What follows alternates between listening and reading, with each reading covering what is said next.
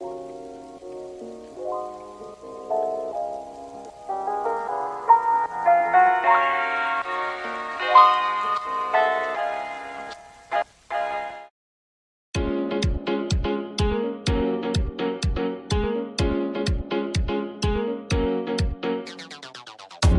to Education 101 with your host, Eric Wolfram.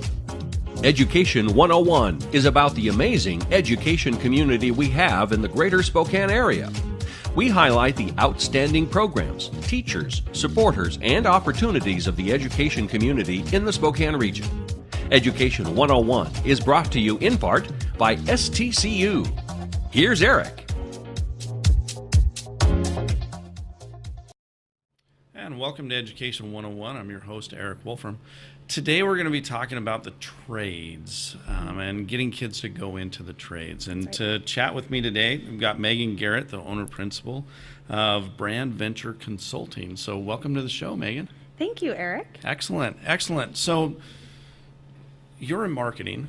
I am. Is that right? I am, that's right. Excellent, excellent. And so talking about the trades, when we first kind of started to talk about this, I think one of the pieces that you came up with was that whole idea of what kind of message are we sending about the trades, and are we starting to miss some of the kids that should be going into the trades that maybe we're steering them away from it? So tell me a little bit about what you were thinking when you think about the trades and kind of what the problem is, if you will, and so on. That's right, Eric. So I am in marketing, like you said, and I'm a storyteller by nature. And that's what we do in marketing, right? So whether we're working with nonprofit organizations or education organizations or big conglomerate organizations, we help organizations identify what their story is. Okay. And trades really are no different than that, right? And they've got a really particular story that's happening right now in the trade organizations, and it's been happening really for about 2 generations. And it's maybe not necessarily self-imposed. Maybe there's forces outside of it that are telling the story for them. But needless to say, there's a story that we have. And I think really you can see the effect of the story that's been told and the perception that it's causing when you look at really the landscape of the trade industries right now. Yeah. And just in some of the research that I've done, there are 500,000 right now today unfilled skilled trade jobs in the United States. That number is projected to rise to 2 million by 2025. That's amazing. So those are highly skilled, highly paid trade jobs in a number of industries. You know, people think, when they think of the trades, again, that goes right to that storytelling and that perception. Right. Plumbers, electricians, carpenters, but it really is more expansive than that, and it's more in depth than that. We'll talk a little bit more about that. But those trade jobs, 2 million by 2025, unfilled. And their manufacturing is on the rise in the United States. But 88% of manufacturers state that they have difficulty finding the skilled laborers that they need to fill the positions they have. I remember I was at an event back in April, a workforce summit here in Spokane, and a local manufacturer said that over the past year, they've turned away more than $5 million in sales that would have employed an additional 25 people in the town of Spokane into customized, highly skilled manufacturing work because they can't find the people who are trained or who are willing to come in. And I think that's an important part of the story, willing to come in. I would agree with and you. work in that job. And that's a tragedy. That's $5 million just in that little bit. I mean, it is amazing. And I've heard from friends, from acquaintances that are in the construction side of the trades as well, that they can't find subcontractors, you know, to do some of these jobs, and they're getting top dollar because it's hard to find them. And you know, you find good ones, you keep them, and keep moving forward with them. And so there's definitely a shortage out there. There is a shortage, and 6 of the 10 fastest growing industries right now require a skilled trade in the United States, but that gap still exists. And so we're seeing there's a lot of need for highly skilled labor, but we're seeing there aren't employees, there aren't people going in to highly skilled labor. There aren't the workers to come in and fill those positions. And so we have to wonder, with manufacturing growing, we know construction is growing. I mean, just goodness, drive anywhere in the Spokane area and something's under construction. Someone is building, whether Absolutely. it's a business building or a housing development or, gosh, an apartment complex. They're everywhere. They are. It's amazing. We can see that it's growing. We can see that things are expanding, and yet we're hearing in the backside of that there's this gap, that there aren't the workers coming in, and that it's expanding and increasing. KHQ just ran a story last night about a truck driver shortage, 51,000 open truck driver positions across the United States right now. And so we have to ask ourselves, what's the problem? Why? Yeah. Why do we have this gap in employment? And I'm not an expert in the trades. Yeah. And I'm not an educator, like probably a lot of people who come into your program, but I Right. am a marketer. And so I think I have a unique perspective on this. And this is an area where I'm really looking to take brand venture consulting and to think about that's what I love doing with the company, is addressing different problems and how do we Sure. use communication to solve different problems, because that's really what we do as marketers. And I think the reason and the answer to why are we going to have 2 million unfilled trade jobs by 2025 is because we're selling a bad product and we're telling a bad story. Yeah, that's telling the bad story, and that's the thing that gets me here. Again, like you said, it's not necessarily that we're experts on it, but it's a noticing, right? And Exactly. the thing that fascinates me on this is the idea of where your perspective is coming from.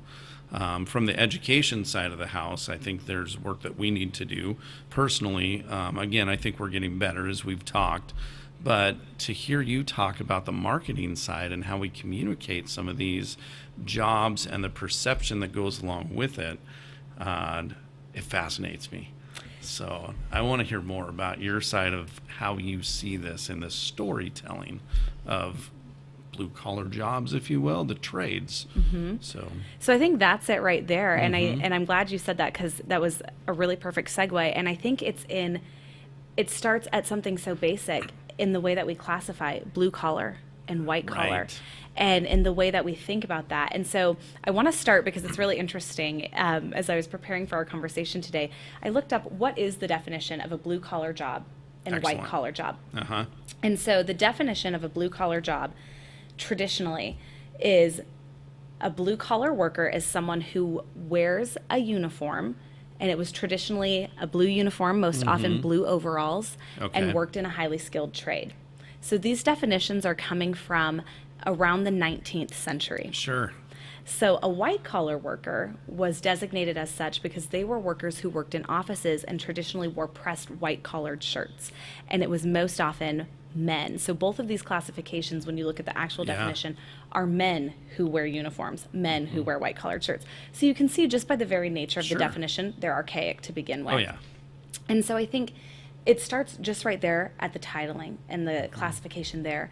But if you look back for about the last 2 generations, we've really seen in the media, in education, in entertainment, in politics, this kind of storytelling. When we do that as marketers, when we do that as media people, when we do that as government entities, we start to lay a narrative, right? Because we want Right. someone to believe something and to buy a product we're selling, or to buy Yep. a perception we're starting to give them. And we see the perception that's been laid about a blue collar worker. If I were to ask you right now to just envision a plumber or Right. envision an electrician who's coming to your Absolutely. home, I think what that conjures in everyone's mind, right? Maybe it's someone who's a little bit overweight. Maybe their jeans are slouched a little bit too low. Their shirt is stained Yeah. and sweaty, Yeah. right? We kind of get this dirty jobs envisionment in our head, right? And I think that's because we've seen the Home Improvements and the Roseannes and the Raising Hopes and the Breaking Right. Bads and all of those shows that have really kind of laid a pretty negative narrative about the men and women who work in highly skilled trades, who work with their hands, who are employed in these types of fields, where maybe in the media and in entertainment, it's portrayed as people who maybe can't keep a job. Maybe they're Right. poor. Maybe it's like, what happened in their life where they kind of took a wrong turn and they Yeah. didn't have another choice, or they happened into this, versus something Yeah. that they actively pursued. Also, we see a perception of laziness, slobbiness, incompetence. Maybe they're not as smart as the people around them who work a different type of job, a service Sure. job or a business job. So I think that's the story we're seeing and have seen for quite some time in the media and in entertainment.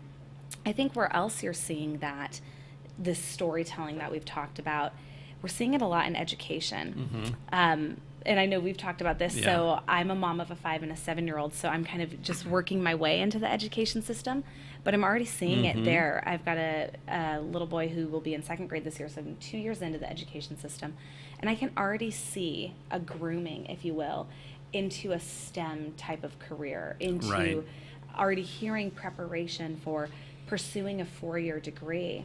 And there are children for whom that works incredibly well, and they have an exceptional career path and life path pursuing a 4-year college degree or beyond. But there's also children for whom that does not work. And the narrative there is for non-college bound or students who aren't on the university track. And when you put the negative or the pejorative in front of the phrasing in that way, it automatically makes it something negative versus saying trade school bound, where then it becomes an active and a positive pursuit, or someone who's directly headed to a career, where it makes it seem like it's something active I'm pursuing versus something maybe that I did wrong. I didn't get into a 4-year degrry, or you know what I mean? Yeah, does that make sense? Absolutely. And I think that's the interesting thing for me in this. A couple things that you talked about there. You know, number one, the story that we've heard throughout our lives, through the media, through entertainment, you know, you talk about the Roseannes, the Home Improvements, those are shows that I watched growing up. But then even if you go back further, I know we talked about it, of what does that mean, you know, along the way, and how is it portrayed versus white collar, if you will, and in that archaic term. But the other piece that fascinates me too is just from a marketing point of view. I mean, you have the eye on that, and you have the eye on just the things like the vernacular. You know, what are the words that we're using? How does that negatively impact, whether we mean it or not? How does that negatively impact perception in an education world from our point of view? How does that negatively impact the perception of the students, young minds, on choosing a profession down the road, saying it's a noble profession, or no, it's not. Why would I go down there? Because I should be doing this over here. So what I think I want to do is why don't we take a quick break, and then why don't we come back and let's talk more about, I want to get into the education side of it too, and kind of think about, you know, what do we do? What have we done? What are we doing now? Because I do think we're doing some things better than what we have been doing, but then get into more about the trades and how we start to build some of those pathways down the road. So we'll be right back after this break on Education 101. They say it takes a community to raise a family. It also takes one to build a business. I came to Spokane 12 years ago as a Whitworth student, and I planned to leave after graduation. But the more I got to know this community, the more I wanted to become a part of it. My husband and I have built our business in Spokane, and now we're raising our family here too.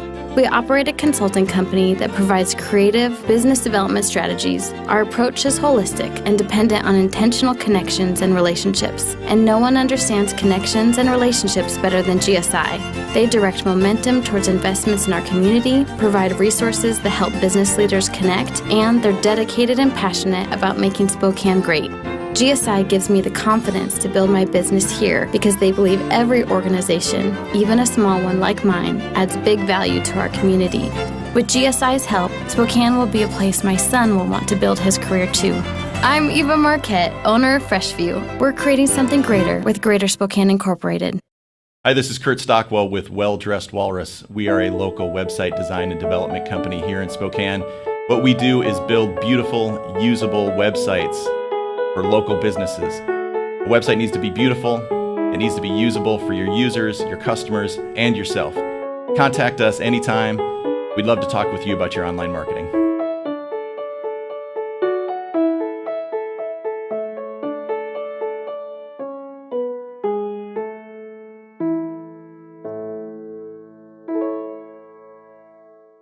What?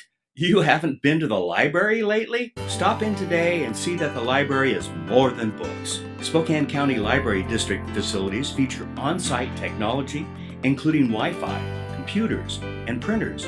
as well as free use of meeting rooms. The Library District offers events and programs for all ages, from story times to career development and employer classes to Social Security workshops. Our staff is well trained and happy to help. Find out more about your library at scld.org.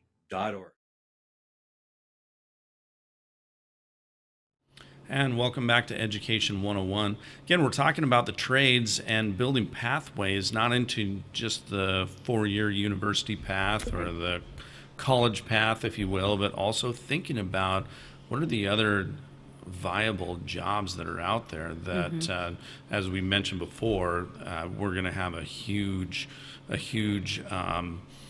gap in for the next few years, and how do we start to encourage students to think about those and earn some good wages to be able to be in these trades as well. So before we left, we were talking about the whole idea of education and some of the things that we do say and have said in education, and I can attest to some of these things.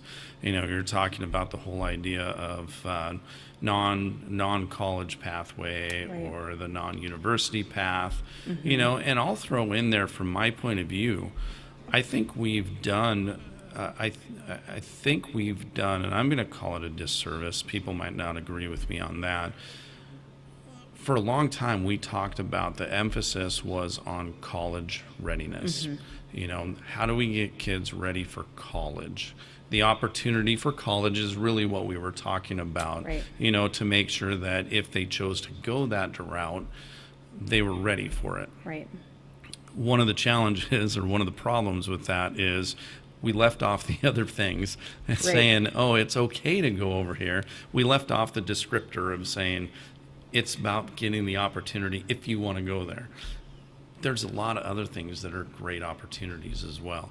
And I think we're finally starting to make that realization. You know, I think about some of the school districts in this area that have what's called a T24 emphasis, which is technical schools, 2-year, 4-year degrees. But again, it's starting to get away from that idea of you're going to university, you're going to college. That's what we're prepping you for.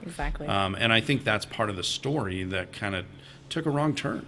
I really do. I think we're starting to do better and talk about some of those pathways, you know, from an education side, to start to say, even in STEM, I would even say that. I think when STEM first came out, we really talked about STEM and defined STEM as higher education pathways in the STEM field. I think we're starting to do a much better job now of starting to broaden that and say STEM's not just for university. STEM is, there's STEM in a lot of different things. Let's talk about just the engineering side of it and say that's building, right? We need to know all those pieces that kind of go along with it. So we're doing better. I think so. We're doing better. We still have a long ways to go to change that story. You know, I know one of the pieces that you've talked about, and I love this as well, and I don't know where it's going to take us, but I think about Mike Rowe, and you talked about dirty jobs earlier, you know, and some of the work that he's done lately has done a really good job of advocating for the trades. Would you agree with that? And I know you've seen some of those shows, and we've talked about it. You know, I do agree with that, and I was just recently watching kind of a Trades Deserve More Respect promotional video that Mike had put out, and he said, in this video he was interviewed, and he said, we are 100% completely in control of the way we talk about what is a good job and what is a bad job. And I agree with him, and I'd go one further, and I would say we're 100% completely in control of how we classify what is a good job and what isn't a good job. And I think the way in which we do that is, instead of classifying a good or a bad job, we start back at, you said, you know, what do we do in education? How do we really kind of fill the gaps and kind of change where we maybe took a wrong turn? I think it starts with I think we need to kind of do almost like you would a corporation, right? We need a branding overhaul on the trades. We need to change that perception, and really, I don't know if that starts at the trade unions or if that starts in government or if that starts in education, but really working together as a conglomerate of all of those organizations, coming together and saying, we have to paint a different picture. Yes. We need government to stop saying Joe Plumber every time they discuss middle America. Yeah. We need, you know what I mean? We Absolutely. really need to overhaul everyone's image of what they think of when they think of someone who works with their hands, when they think of someone who builds literally instead of builds figuratively. Yes. And think of how they could more work together and bridge gaps between business and service and trade industries. And I think that starts with, instead of having my kindergartner pick a STEM bin every time he has a free choice activity, he can pick from 6 STEM bins. I think it's helping students, instead of asking them, what do you want to be when you grow up, and narrowing them from kindergarten on into a job track, asking them, what are you passionate about? What do you love to do? What drives you? What ignites a fire in you? And then Yes. inviting them to find ways to pursue skills that match that passion. And then once you have the passion and the skills matched, thinking about education in that way, where children are allowed to pursue a passion, skills that build and then translate that passion into a career and a life path. And so I think it kind of flips education on its head, right? And we maybe aren't all sitting in rows of desks. I know it's kind of a wild thought. Oh yeah. But We're maybe still we're working on I that. know, maybe we're not all sitting in rows of desks, but maybe some of us are in rows of desks because that really works for us, but some of us are standing, and some of us are building, and some of us are moving. And so I think that's it. I think another thing that really is important here, I've got a client, and I love this, how he always talks about with me. He says, there's multiple paths to victory. Yes. And I think where we took the wrong turn is we chose a path to victory, and we said, this is what success looks like. Success looks like X.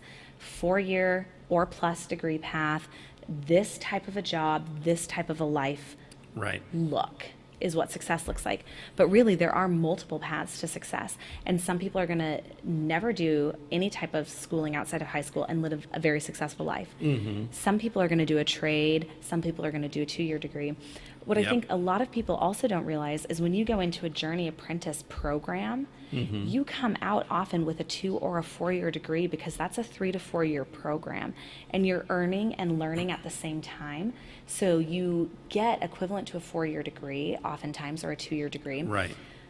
You don't have a mountain of student loan debt, and you come out making oftentimes 15 to 20,000 more than a 4-year degree student would at their first entry level job. So there's a lot of different paths, and I think what it is helping, whether that's providing messaging or providing different talking points or different ways for guidance counselors at the high school level, Yep. and even starting Yes. that earlier at the middle school level, talking to people about, once we've rebranded so people are more open to the perception of the Pathways. trades, but multiple Yeah. pathways, and that it isn't something that you did wrong or something that you just, I guess, you'll happen into or choose because 4-year didn't work out for you. But to say, if you're not a kid who really did well sitting at a desk for 12 years, don't do it for another 4. That's right. And I think it's okay to do that. Right. And I think that pathway piece is so important, to be able to talk through that and not necessarily say, here's your pathway, but here are the options that you have. And the one you choose is okay. It's Yeah. okay to go down there, even though your friend over here is choosing this pathway. Your pathway is just fine. You're going to do really well. But I think it's those soft skills too that are a bigger piece. The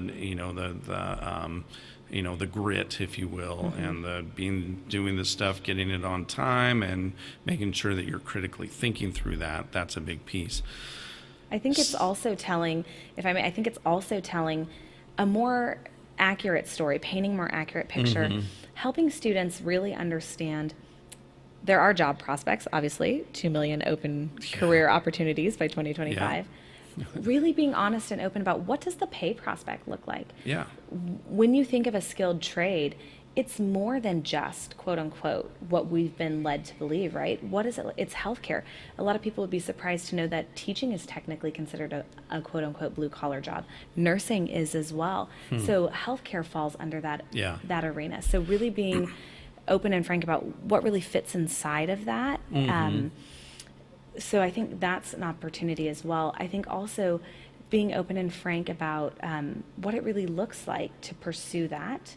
That there are associations that can help you. There are mentors in that apprenticeship program. So really just kind of telling that accurate picture and really helping people understand this is what it looks like to pursue that and how you move through that process. This is what other people have done. You know, when you bring in people for, you know, successful talk day, right, at a school, we bring in the business people, we bring in the service people. Do we ever bring in a really successful construction foreman? Do we ever bring in a really successful I bet if you have XYZ, relationships right? with them, maybe, but not being intentional. And I think that's another piece that from the education side is we need to be intentional about some of those pieces. Show them examples of the success. Yeah, I think about trying to get some of those apprenticeships, internships, and so on that we have. You know, I think GSI is doing a really good job of trying to get some of those put together. You know, but being intentional about the different, I think, as you mentioned, categories of jobs and pathways, I think that's going to be an important piece as we kind of go through there. You know, and the other thing I think that's interesting, you talked about a STEM box for your kindergartner, you know, and going over to that. What if it was, you know, what if it had plumbing in there and it talked about even plumbing to be able to move water through there, or being able to do some electrical stuff with batteries and things like that, being able to see those.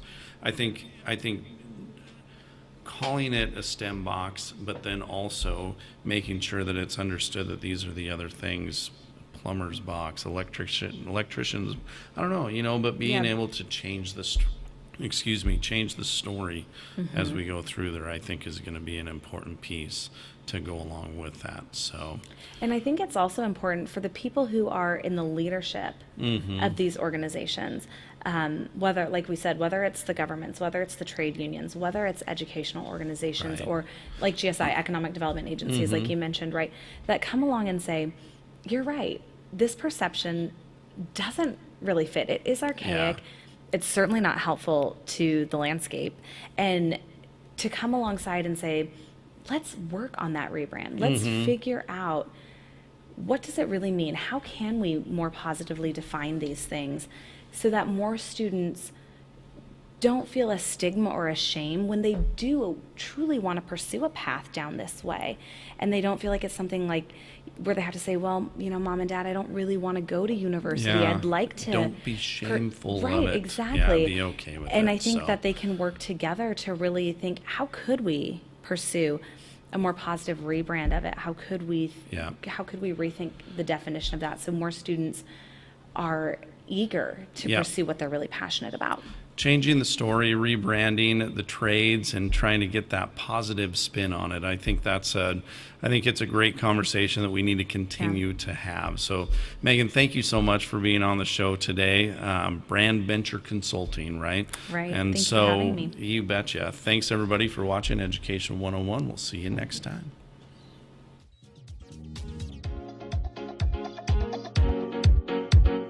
Education 101 is produced in Spokane, Washington by SpokaneTalksOnline.com, which is solely responsible for its content. Education 101 is brought to you by our friends at STCU. Ask Eric a question, recommend a guest, and hear this program again online anytime at SpokaneTalksOnline.com.